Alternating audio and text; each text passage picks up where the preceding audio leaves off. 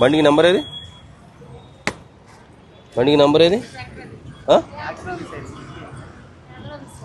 మీరు ఈ బండి మీద వచ్చారమ్మా? ఏమవుతారు మీరు? మీ అబ్బాయా?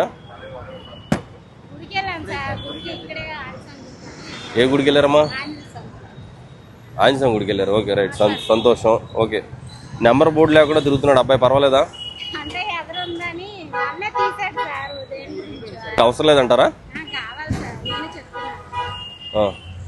ఎందుకమ్మా ఇంత పవర్ బైక్ ఇప్పుడు ఈ కుర్రోడికి అవసరం ఏముంది? ఏం చదువుతున్నాడు అబ్బాయి? ఏ ఇయర్? ఏనన్నా కంప్లీట్ అయిపోయి ఏంటి గ్రూపు? ఈసీ. ఎలా చదువుతున్నాయి? ఎలా వస్తాయి మార్కులు? అన్నీ అయిపోయినాయి సబ్జెక్టులు అన్నీ? ఏమైనా ఉన్నాయి పెండింగ్? అన్నీ అయిపోయినాయా? బాగా చదువుతున్నాడా? బాగా చదివే కుర్రోడిని ఈ బైక్ వల్ల కుర్రోడు ఎంత అయింది బండిది?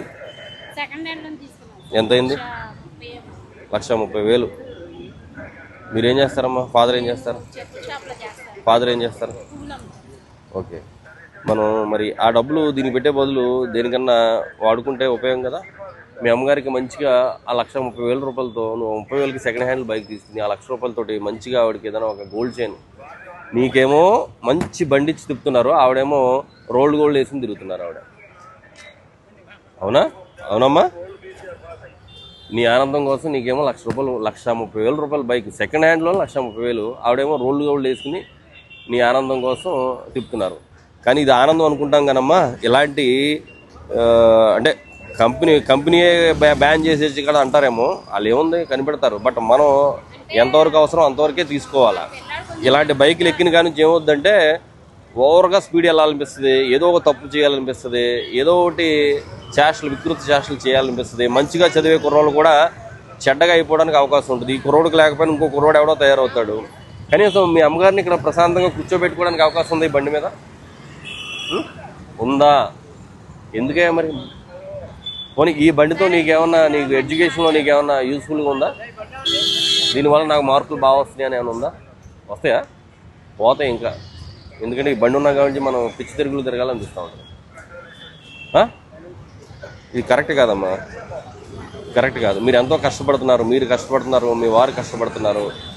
మీ కష్టాన్ని ఈ బండి మీద పోసేసి ఈ బండి మీద ఈ కుర్రోడ్ని తిప్పి రేపు పొద్దున ఆ అబ్బాయి లైఫ్ రిస్క్ వస్తుంది. మార్పిచ్చేయండి. మీకు బండి అవసరం అనుకుంటే 30,000-40,000 వేలతో స్కూటీ ఏదైనా కొనివ్వండి, అవసరానికి అంతే. ప్రస్తుతానికి ఏం అవసరం. ఆ కుర్రోడు నువ్వు బాగా చదివించావు అనుకో, మెర్సిడెస్ బెంజ్లో తిప్పుతాడు, నిన్ను బెంజ్ కార్లో తిప్పుతాడు. తిప్పుతారు కూడా, ఏం లేదు, తప్పేం లేదు. స్తోమతతో సంబంధం లేదు, కష్టపడి చదివిస్తే చాలు. చిన్న మధ్యతరగతి ఇంకా చిన్న స్థాయి వాళ్ళు కూడా పెద్ద పెద్ద ఉద్యోగాల్లో సెటిల్ అవుతున్నారు. ఓకేనా? తల్లిదండ్రులు కష్టపడుతున్నారు కదా, వాళ్ళు ఇస్తున్నారు కదా అని చెప్పి మనం అది మిస్యూజ్ చేయకూడదు. ఇది మిస్యూజ్ అంటారు దీన్ని. ఆవిడ ఎంత కష్టపడుతుందో చిన్న స్థాయిలో, ఆవిడ మెడలో రోల్ గోల్డ్ వేసుకుని తిరుగుతూ ఉన్నారు, నువ్వేమో మంచి కాస్ట్లీ బైక్ వేసుకుని తిరుగుతూ ఉన్నావు. ఇది అవసరమా నీకు? ఏమా అవసరం కాదు. ఎందుకు చూసావు? ఈ బండి ఎక్కిన కాబట్టి నీ హెయిర్ స్టైల్ మారిపోయింది, నీ గడ్డం స్టైల్ మారిపోయింది, అన్నీ మారిపోతాయి. నీ మైండ్ కూడా మారలేదని నేను అనుకోవట్లేదు, నీ మైండ్ కూడా మారిపోయి ఉండొచ్చు. కనీసం ఇదన్నా మారిస్తే, మన వేషధారణ కూడా మారితే చదువు మీద వస్తుంది. నువ్వు చదివి బాగా సెటిల్ అయితే ఇది కాదు, ఇంకా నువ్వు మంచి తీసుకోవచ్చు. మీ అమ్మగారిని పక్క సీట్లో కూర్చోబెట్టుకుని అలా తిరగవచ్చు నువ్వు. ఇప్పుడు చెప్పు, నెంబర్ సంగతి ఏంటి? ఇంకా అవకాశం ఉండదు. ఒకసారి మీరు పట్టుకున్న తర్వాత ఇంటికి వెళ్ళాక నెంబర్ లేకుండా మీరు సిటీలో ఇష్టానుసారం తిరిగి. మరి హెల్మెట్ ఏది అమ్మా? నీకు డ్రైవింగ్ లైసెన్స్ ఉందా? ఓకే, నీకు హెల్మెట్ లేదు, డ్రైవింగ్ లైసెన్స్ లేదు, బండికి నెంబర్ లేదు, మరి ఏముందని మీరు రోడ్డు మీద తిరుగుతున్నారమ్మా?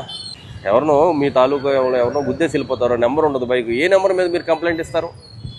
కెమెరాలు చూస్తే దొరుకుద్దా నెంబర్ లేనప్పుడు? సో ఇప్పుడు అర్థమవుతుందా మీరు చేసిన నేరం ఏంటనేది?